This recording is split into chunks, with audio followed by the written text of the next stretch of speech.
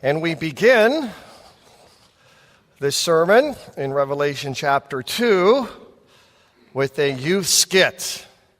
Let me set the scene for you so you know what's happening and what these awesome kids are doing up here.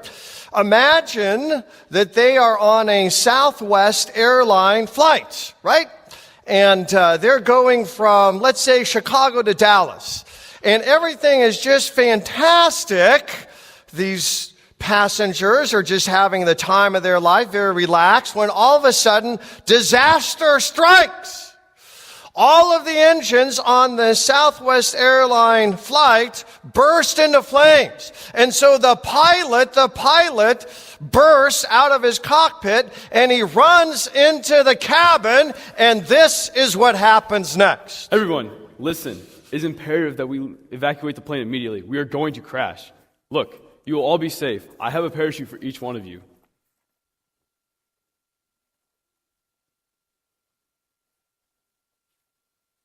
I'm sorry, sir, but is there any way that I could get this in a different color? This doesn't match my outfit. This bag is totally last season. There's no way that I could possibly wear this. What are you doing? What? No, don't. Here, take this. This is my last one. Mr. Pilot, sir, this parachute's great and all, but do you have boots to stick the landing? And goggles. Where are the goggles? Doesn't OSHA require you to supply these things? And what's your problem? Don't you think this is just a little bit too high? Can we just go a little bit lower? It'll be not scary. A lot easier. I've given you a parachute. Isn't that enough?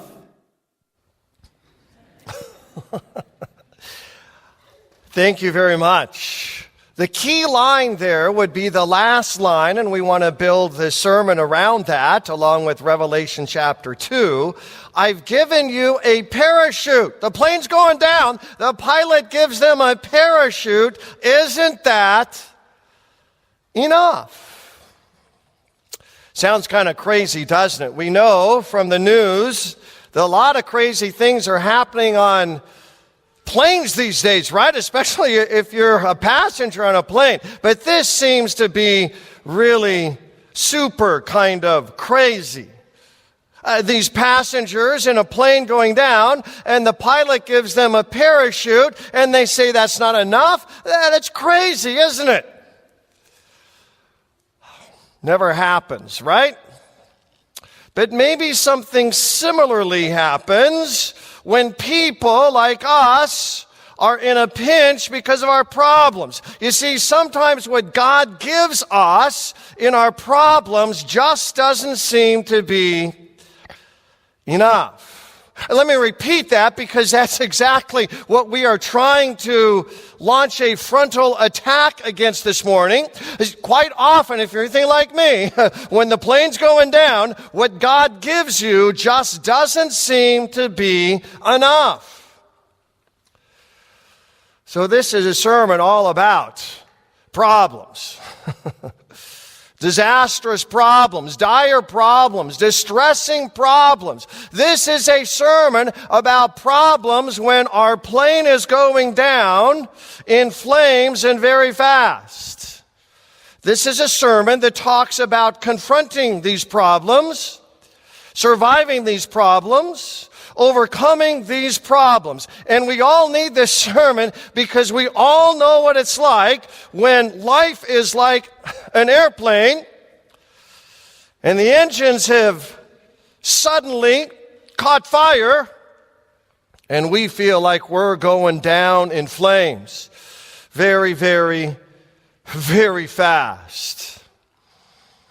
Many of you know that during this joyful Easter season, we're in a sermon series called The Seven Churches in Revelation. Last week we were in Ephesus. If you were here, you heard that Jesus loves to remodel, Jesus lives to remodel, Jesus has to remodel. That's what happened to the church in Ephesus. Today, though, we go to the church in Smyrna. Smyrna, you can tell by the geography, this would be in western modern-day Turkey. And in Smyrna, if you were a Christian in Smyrna in the 10th decade of the 1st century AD, it was as though you were on an airplane and the engines had burst into flames and it was going down really, really fast. What was it like to be a Christian in Smyrna? Well, the first problem, the first disaster is poverty. Poverty, lack of money. This is what Jesus says as we pick this second letter up in Revelation chapters 2 and 3.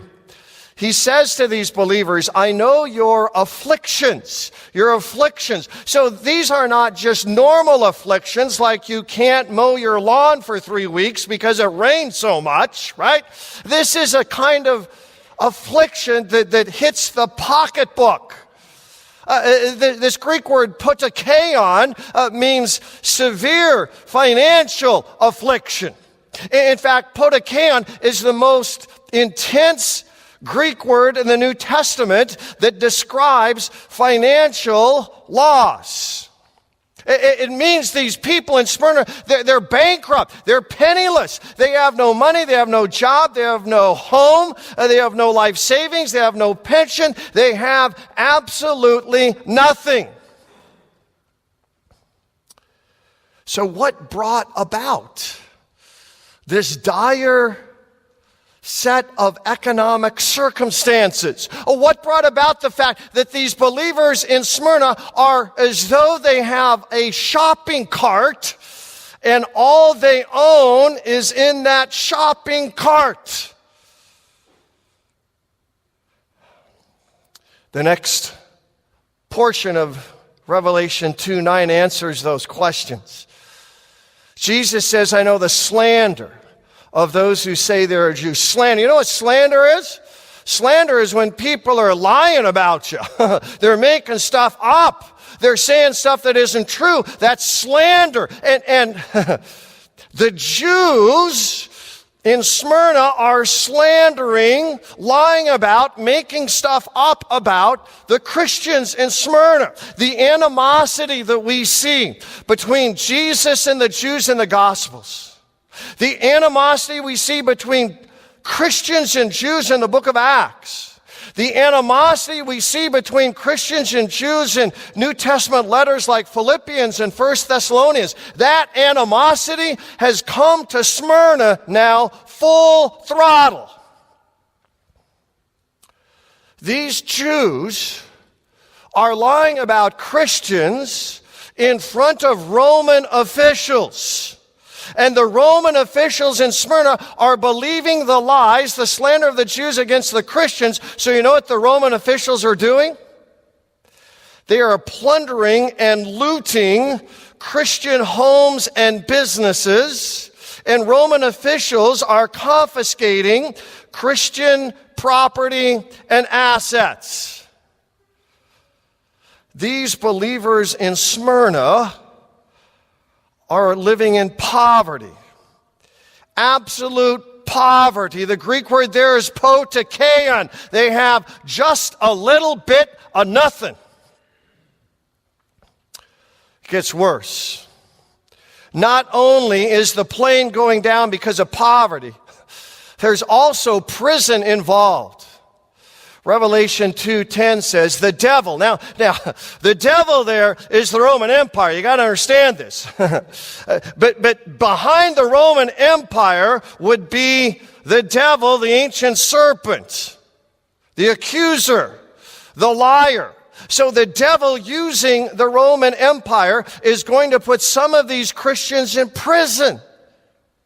And if you were in prison in antiquity, that was a death sentence. That was it. Smyrna was an ancient center of emperor worship. In fact, in the Roman Empire, Smyrna was one of the first cities to begin worshiping the Roman king, the emperor, the Caesar. And so by 95 AD, when the book of Revelation is written, the Roman Caesar, the Roman emperor, the Roman king is named Domitian. And Domitian has instituted a empire-wide mandate that everyone once a year must worship him. Once a year, to stay in Rome's good graces, you must say publicly, Caesar is Lord. And the Christians in Smyrna wouldn't do it. Not even once a year. You see, they were animated and driven by the earliest Christian confession in 1 Corinthians chapter 12, verse 3. Jesus Christ is Lord. So the Christians in Smyrna, they will not bow the knee. They will not blend in. They will not confess Caesar is Lord. And so because of that, the devil, the Roman Empire, a satanic movement, is going to throw some of them in prison. This plane is going down.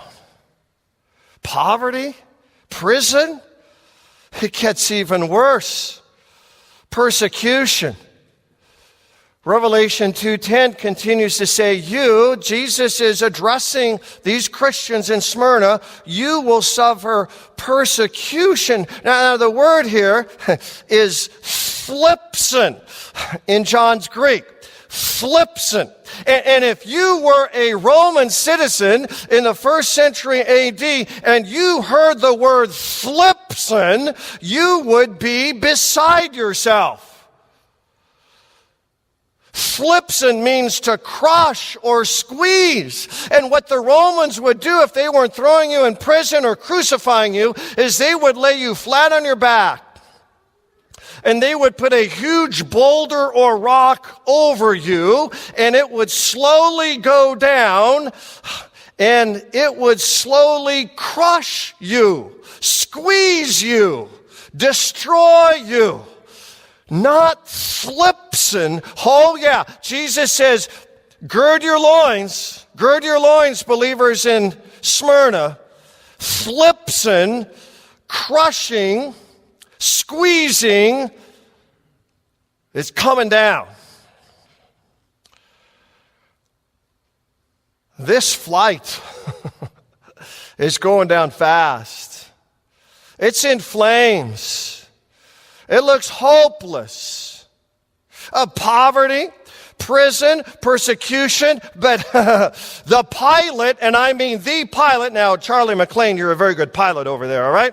But we're not talking about Charlie here. We're talking about the pilot rushes into Smyrna and rushes into our lives as well, and he offers a parachute, a way out, in the form of a promise. And what's the promise? One of the most famous verses in the whole book of Revelation, right? Chapter 2, verse 10. Here's the parachute. Here's the promise. Be faithful unto death, and I will give you the crown of life. Smyrna was called the crown city of Asia. Why is that? Because in Smyrna, you would look out your windows and you would see mountains surrounding the city in the form of a what? A crown. A crown. Smyrna is the crown city of Asia, but Jesus says, there's a better crown in town here, folks. I will give you the crown of life. Jesus doesn't promise you'll never undergo poverty, prison, or persecution. Jesus doesn't say your plane will never catch fire and go down, but Jesus does say, I give you the crown of life.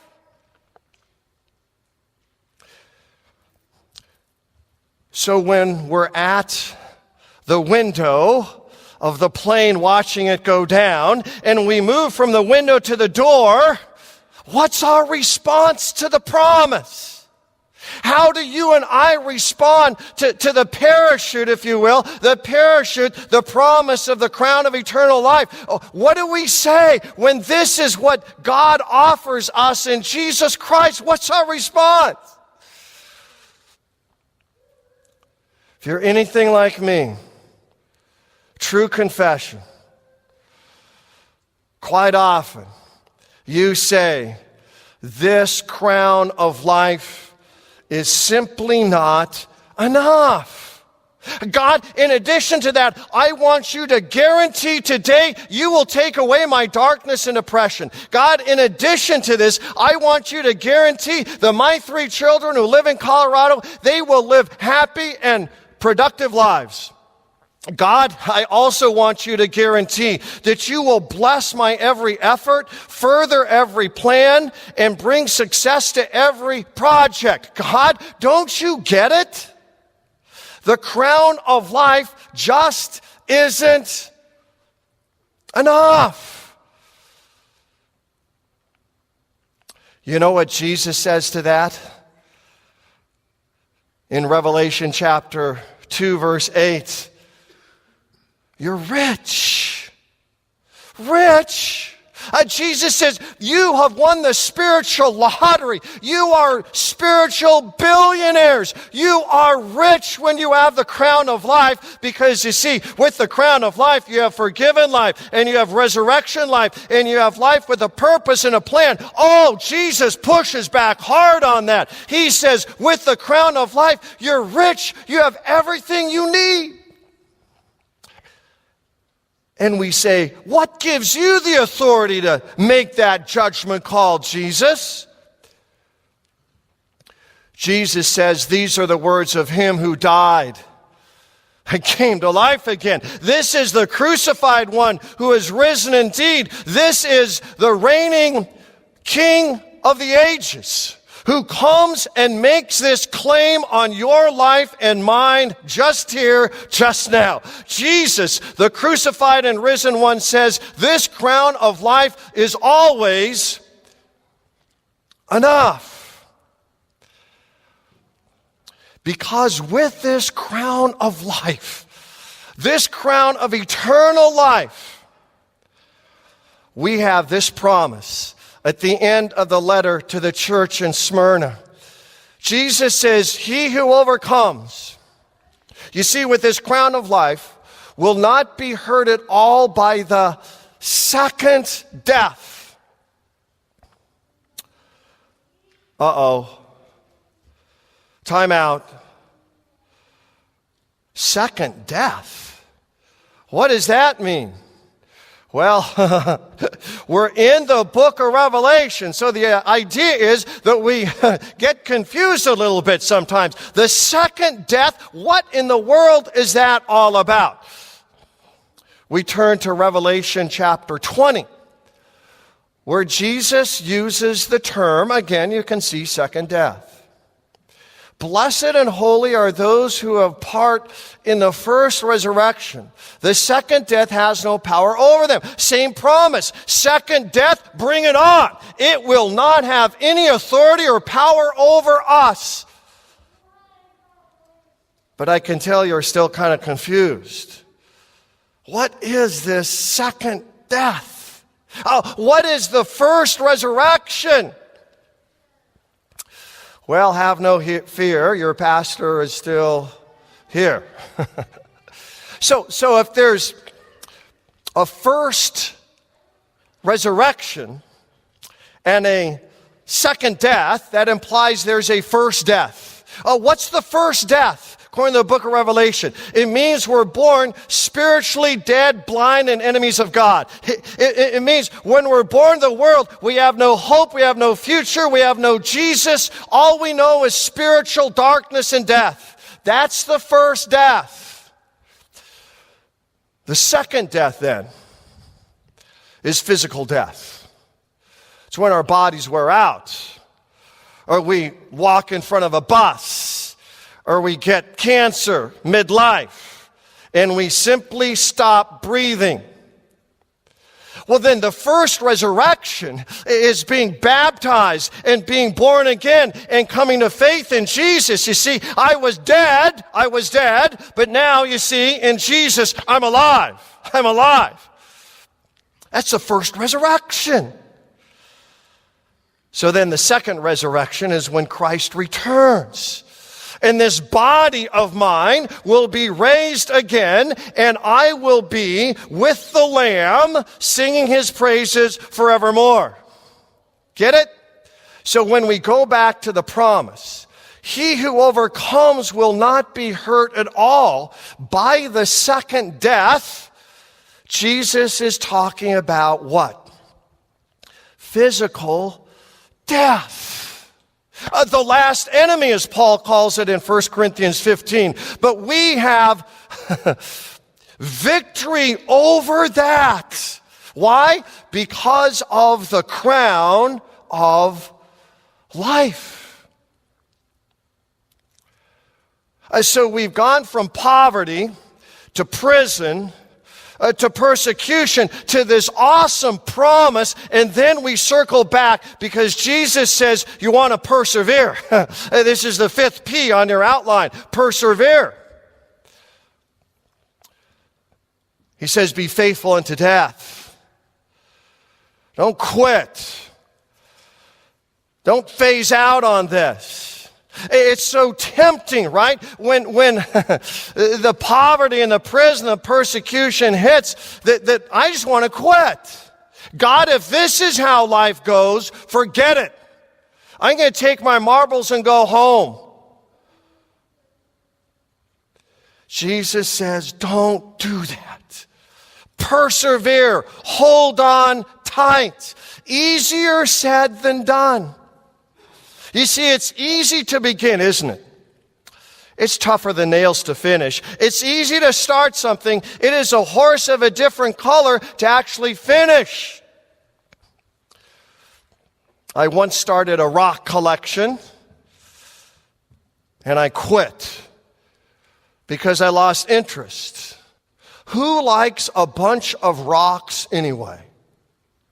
I once thought I wanted to master theological German, but I quit because no one cares about theological German anyway.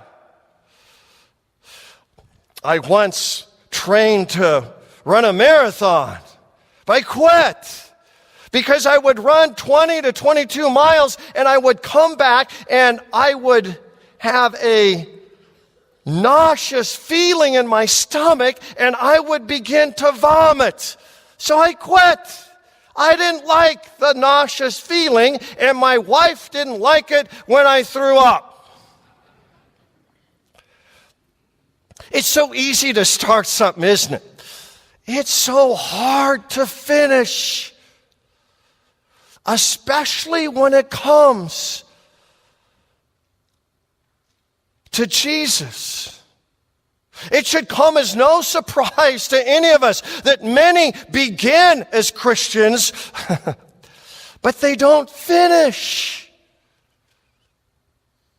Now they may show up in church, warm a pew, throw a buck into the plate, but their hearts aren't in it. Not close. Not even close. Why is that? We understand why, right? When life gets really hard and troubles overflow, it's easy to believe that the promises of the gospel concerning the crown of life just aren't enough, God.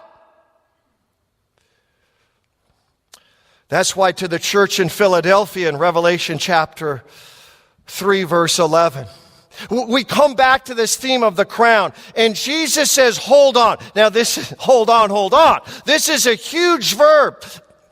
It's used throughout Matthew 27 to talk about arresting Jesus. Now, when you arrest someone, you seize them, you lay your hands on them, and you put them behind bars, and you keep them safely behind the bars.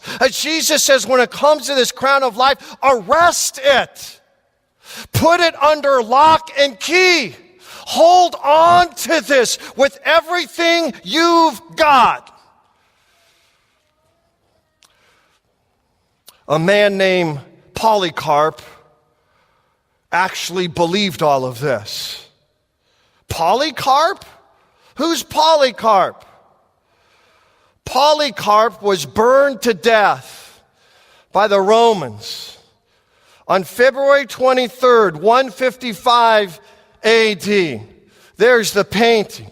Polycarp became a Christian due to the personal ministry of John. Can you imagine becoming a Christian with John? The author of 5 books in the New Testament, that's Polycarp. Polycarp was the pastor then in Smyrna. He was the pastor in Smyrna. And in that faithful day in February 155 AD, the Romans who arrested Polycarp, before they torched him to death, they said, Polycarp, just say Caesar is Lord. Just do it once a year. Do it publicly. And you know what Polycarp said? Oh, not going to happen. You threaten me with fire that is quenched quickly. But there is a fire for all that is eternal, for those who reject the Son of God. Wow. With that, Polycarp publicly thanked God and blessed God for letting him die as a martyr, as a witness for Jesus. And then what happened to Polycarp? Polycarp went up in flames, holding on, seizing, never letting go of the crown of life. Jesus doesn't promise that your plane won't go down. He doesn't promise it won't get really, really tough. But Jesus does promise a parachute in the form of a promise. Be faithful unto death, and I will give you the crown of life. It's a beautiful crown, isn't it? Look at it up there. It's an amazingly beautiful crown of life. But you know what makes it so amazingly beautiful? It's another crown, you know. Christ's crown. Brimming with thorns, saturated in sweat, and soaked in blood. It is that crown of Jesus that makes our crown of life enough. Always enough. The crown of life is always more than enough. Now and forevermore. I invite you to stand and sing about it.